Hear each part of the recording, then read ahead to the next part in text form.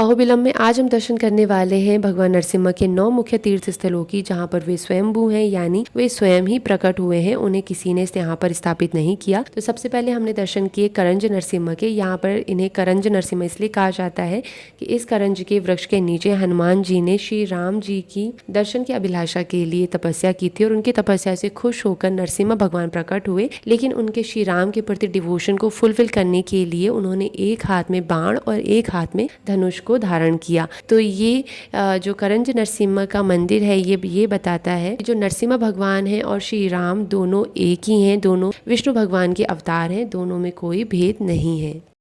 करंज नरसिम्हा दर्शन करने के बाद अब हम निकल पड़े हैं अहोबिला नरसिम्हा दर्शन करने के लिए, जो यहाँ से कुछ ही दूरी पर है।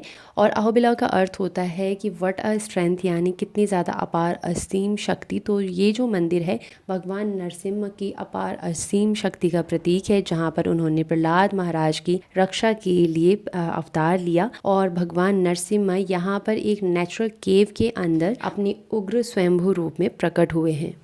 अहोबिला नरसिम्हा दर्शन करने के बाद अब हम निकल पड़े हैं पावन नरसिम्हा दर्शन करने के लिए। और पावन नरसिम्हा दर्शन करने के लिए आपको पूरे 7 किलोमीटर की ट्रैकिंग करनी पड़ती है। ये हम सभी का फर्स्ट टाइम एक्सपीरियंस था। तो कृष्णा तो कुछ इस तरह से ट्रैकिंग कर रहा है। और इसका एक रोड वाला भी रूट है, लेकिन वो बहुत ज़्यादा रोड की हालत ख़राब है। तो अगर आप पावन नरसिम्हा के दर्शन के लिए आ रहे हैं तो आप ट्रैकिंग करके आएंगे, वो ज़्यादा बेटर होगा। पावन नरसिम्हा में गरुड़ देव ने भगवान नरसिम्हा की दर्शन के लिए तपस्या की थी और फिर भगवान नरसिम्हा ने गरुड़ देव को यहाँ पर दर्शन दिए थे।